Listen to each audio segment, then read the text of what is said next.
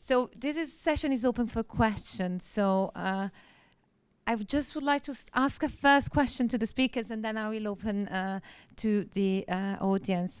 So, because of course you've been talking about the richness of the Bengali history and identity, and I was wondering, you know, you both talked about the importance of culture and language, but also how the Bengali culture emerges out of several influences. So I was wondering, how much awareness do you think there is in the diasporic context, but not only within British Bengalis, but in general in Britain, given the post-colonial relationship of the history and the unique character of Bengali identity or British Bengali identity?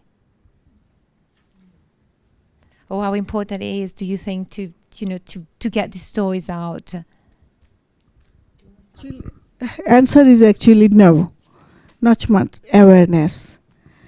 And but we know that good news is no news. People would know Bangladesh for flood, poverty, all that, but it's gone for ages. The strength that we have shown in 1971, this is unparalleled. A country didn't want to go for a war. It was an imposed war. And then the country won the war. Why there is not awareness? It's like my friend, and really I adore his poetry, is called Benjamin Zephaniah.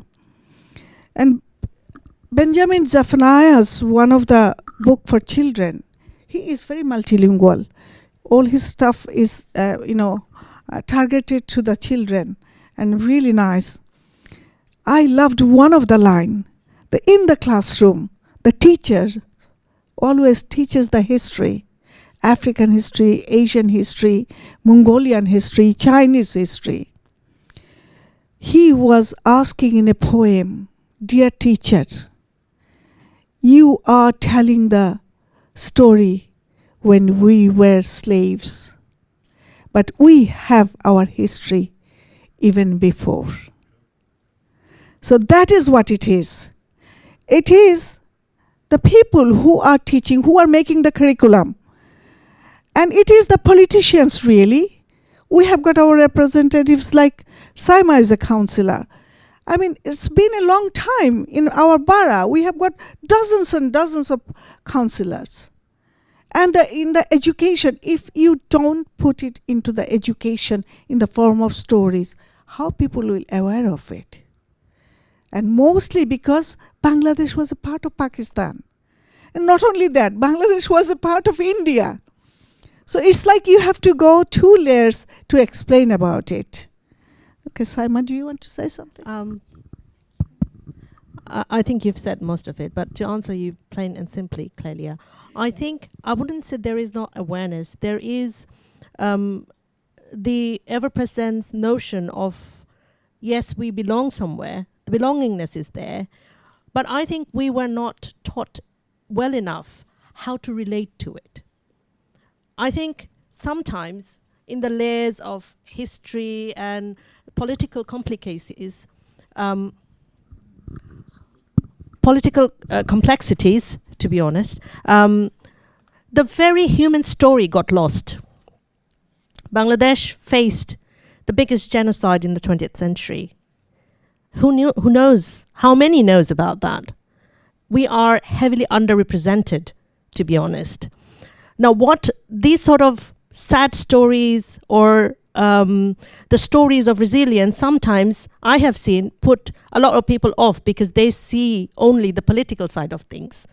But what I think is, if one stands strongly on the roots of culture, which is purely based on secularism, I think it's very easy to see through that as South Asians, as Bangladeshis, as Bengali, there is so much to celebrate, be proud of. Like they say that, there is more things that brings us together than those that divide us. So I think that's what it is about. We have to hold such sessions to tell our stories. And now those who have been colonized and been spoken to needs to speak back. And this is the process how we do it. Thank you. Thank you very much. I think there's a gentleman here. Thank you. Today we are celebrating South Asian Heritage Month, right? So it is a great pleasure that my name is Numan Azmi. I am a member of the South Asian Heritage Month National Organizing Team. I'm the only Bangladeshi member. So it's Congratulations. my pleasure to be here today. Also, I wanted to, Sister Shamim Azad mentioned something which very few people knows.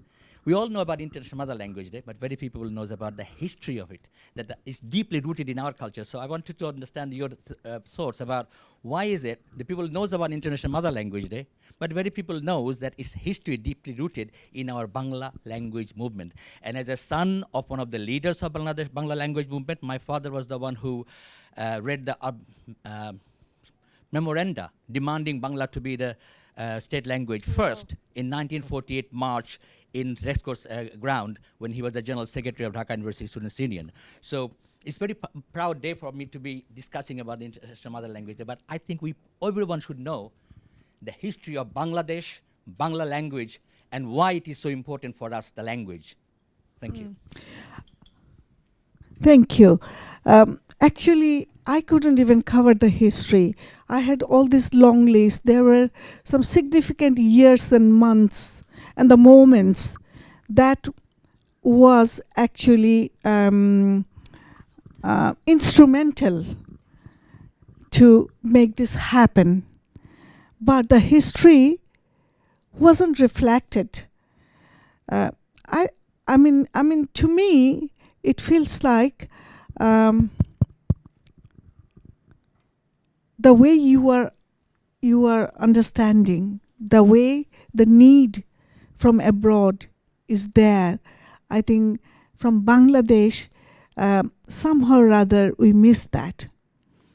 Because throughout the whole world we have got high commissions, we have got connection with Bangladesh, and in international, when it becomes International Language Month, that was the opportunity as well to tell the history.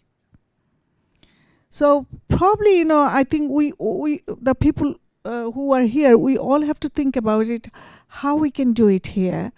And the people in back home, this message should go to them that this is a package that should be delivered throughout the world, through education, through entertainment, through cultural festival. And storytelling is the main tool. There are so many amazing stories. We can use that. Thank you.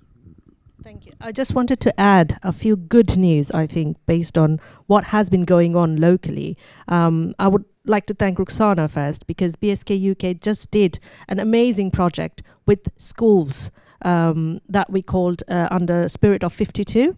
So we went to primary and secondary schools. We have reached more than 400 students, and we talked about International Mother Language Day and why it means so much to us. What is the spirit behind it? Not the political big P stuff, but the small p for political stuff that could actually resonate and get respect for all languages, no matter where we are, because it gives us more power to love other languages as well. The second thing I would say is saying a few things that how embassies could make a big difference. So I want to mention one ambassador, one of my closest friend, Riaz Hamidullah. When he was in Sri Lanka, he started celebrating with the government, with the local government, like how we can promote this International Mother Language Day. Now, he's long gone from that country. Sri Lanka celebrates International Mother Language Day nationally because of one ambassador. I think it's very important that these messages can go through, can happen. It is possible when you put heart to it. Thank you. Thank you.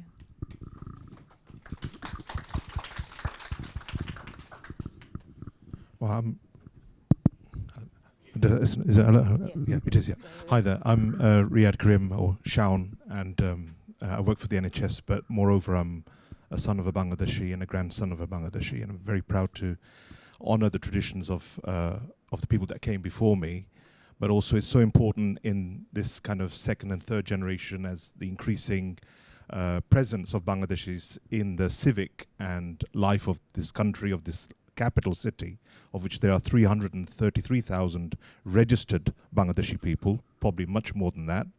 I think it's high time that we have an event like that. And I'm very grateful to BRITBANGLA and Tareen for organizing this with Loughborough University and yourselves, because I really believe that Bangladesh and notions of Bangladesh falls through the cracks far too often.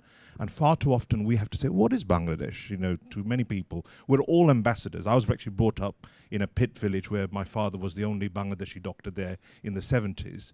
And for me, trying to understand what my identity was when actually I was called quite often a racial slur with a P word, I wanted to know, well, am I actually Pakistani? Because people keep often referring to me as the P word, and I would say, no, I'm actually Bangladeshi.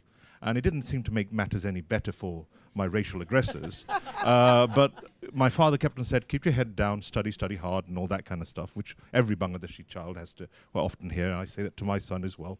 It's a kind of tradition, isn't it? Keep your head down. But I think that process of rediscovery, of understanding where did Pakistan come from, where did India come from, and the Bengali traditions and the Delhi Sultanate, and then before that, etc., going back, you really realize the kind of stuff that you were talking about, Saima, how much we, as a Bengali nation, have resisted empires and have got this kind of amalgam and this composite nationalism, which is very dynamic, isn't it? And I think this is important more and more now today as we see the spectre of religious communalism mounting in many nations and many people. And even in our wonderful diverse city, we mustn't allow it to divide ourselves. Absolutely. And it's so important that actually Bangladesh and Bengali nationalism and the language movement provides the actual vehicle for us to learn how a people kind of got to the point where they actually voted for religious communalism, regrettably, what led to that, and then they charted the course back to normalcy. That brave course to form a nation state, to believe in a state where Bangla Musulman, Bangla Boddu, Bangla Christian, Bangla Musulman, Amra Shobai, Bengali. Now, I don't even know how to read Bengali. Brought up in a pit village, but I had that connection that my dad, every Sunday, he would go through Uttam Kumar films and the kind of Shagorika and the Bengali literature, and he would say how the Jawans I'm going to come into that. Thank you. And the Jawans went to him, and like many DMCH medical graduates, and said, "Where is the doctor?" on that night, and they're rounding up doctors, and it was, and many died. Many died. Many intellectuals died. And I suppose, even though I am not from Bangladesh, that, as Saima knows, it's that connection of the second and third generation. How do we connect it? And it's so important. That story of the language movement resonates the importance of secularity. That we all have different religions, and many of us don't. But it's important to respect the other and understand how brave the Bangladeshi women and the Bangladeshi men have fought for their independence. And we have to now commit that this new generation that born bred here become mayor of this capital, prime minister of this nation. Of course. And because we are best suited to that, because even though many of us are Muslim, we have that connection with our previous Hinduism. My name is Shawan.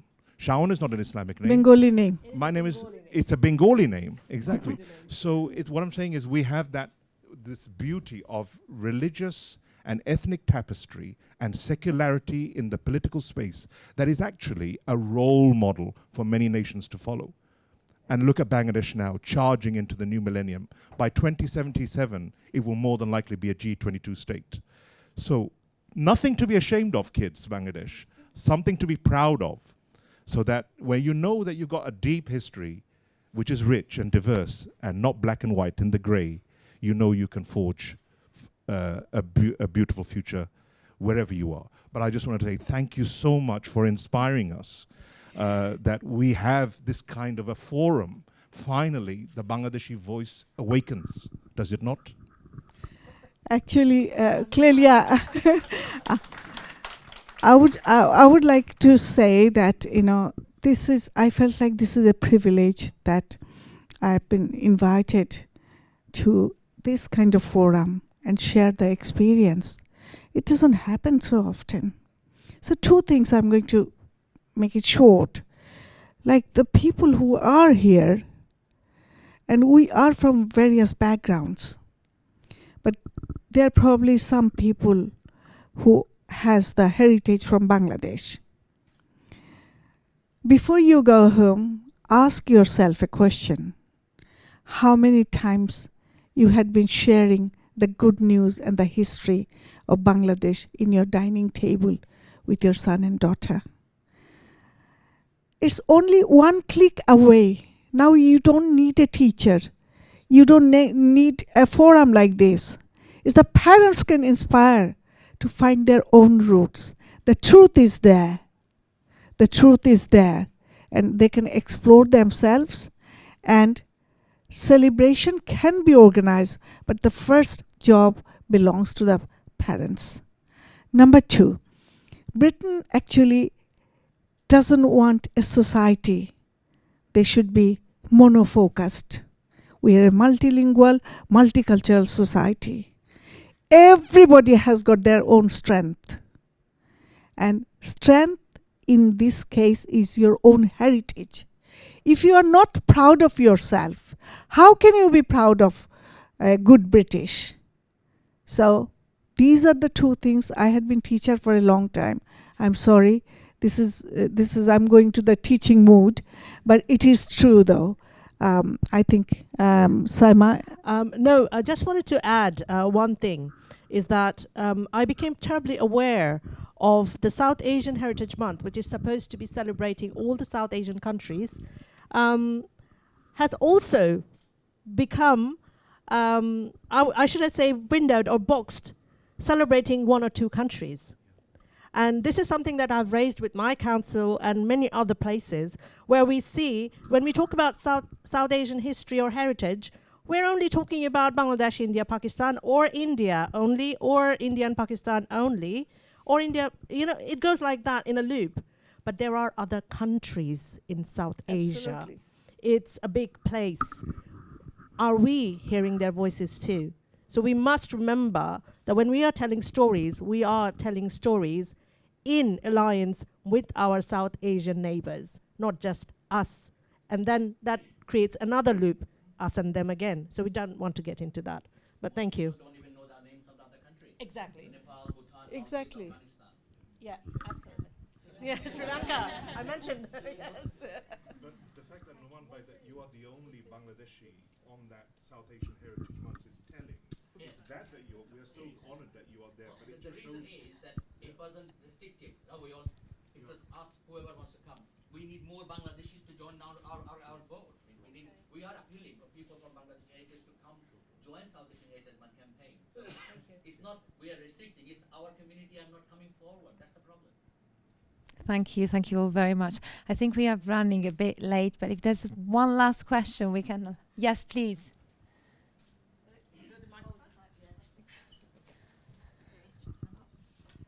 Okay, hi. I think Shamim or Azad already knows me. Anyway, I'm a 1st generation, I think, maybe 2nd generation. My parents were born in Bangladesh.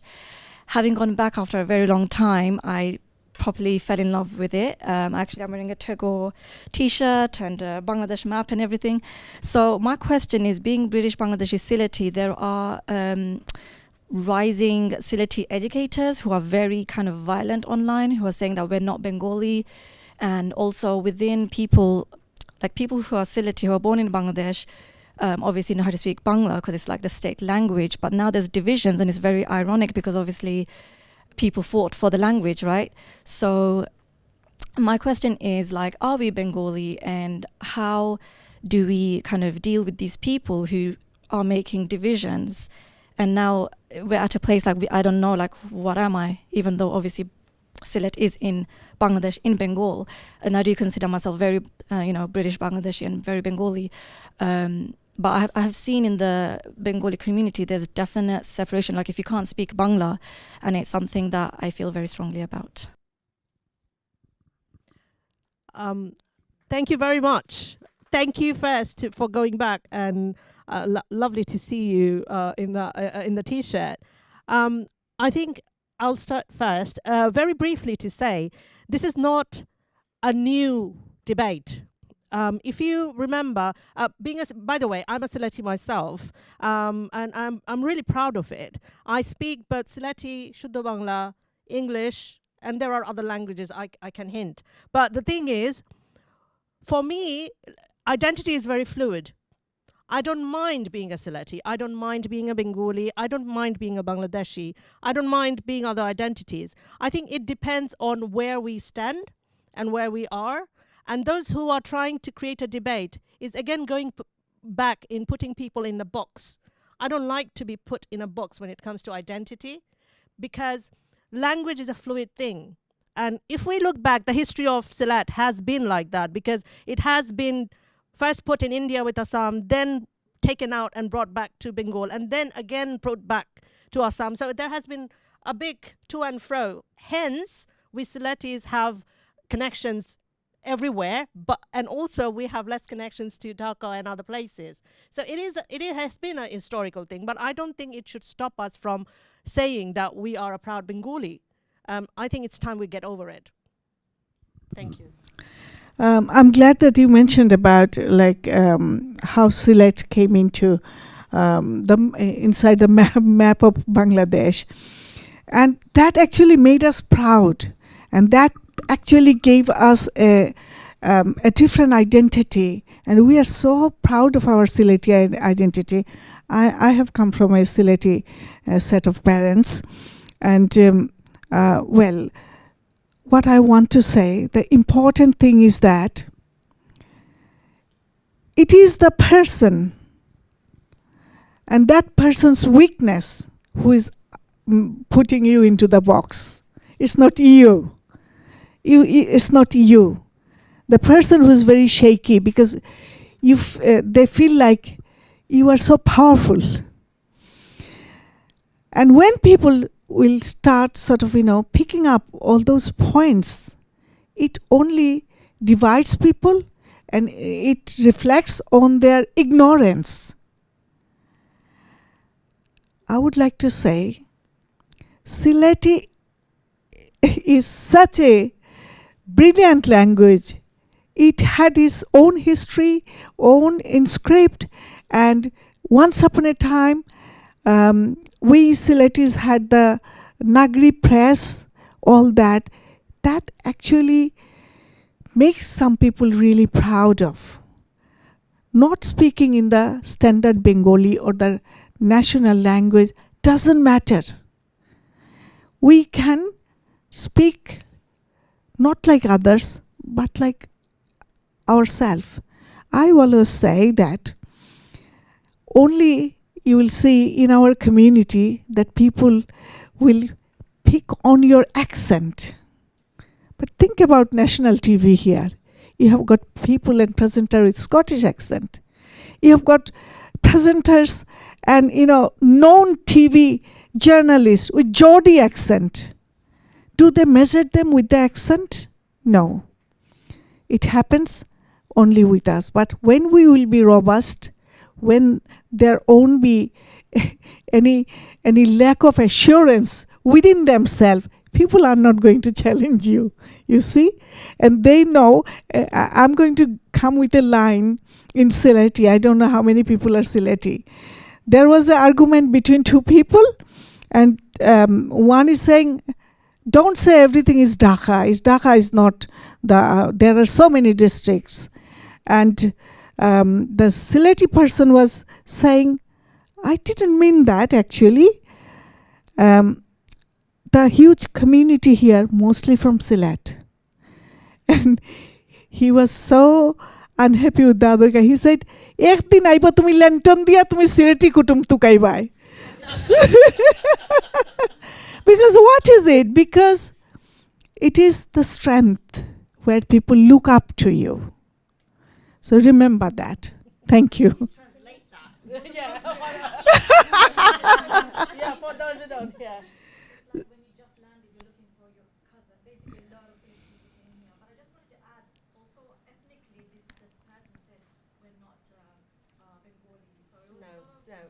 Well, you just say only you just untrue and ask them to only one click away. Okay, what was it that sometimes people drop in names? I just wanted to say, Please. 42 different dialects. Absolutely. My parents spoke in Pabna Bhasha, Yes. Tamil Bhasha. There's so many. My parents, because we were brought up here And Chittagong, very strong accent. used to speak to us in Shuddha Bangla. When we went back to Bangladesh and started talking to our cousins, they were like, "Oh my God, like, what the hell are you talking about?" Because they'd never talked to us in a local bhasha. Right. They wanted us to learn the language mainstream, of the yeah. whole country. And I think that's what some Sylhetis, sorry if I'm forget that Sylheti Bhasha is one of many languages within Bangladesh. Yes. And just because you speak Shuddha Bangla doesn't mean that you don't belong to another language group. Likewise, I say that living abroad is not a status. So, if you are claiming that you don't know Sylheti, Sylheti is not standard Bengali. That's not a status either. Thank you very much.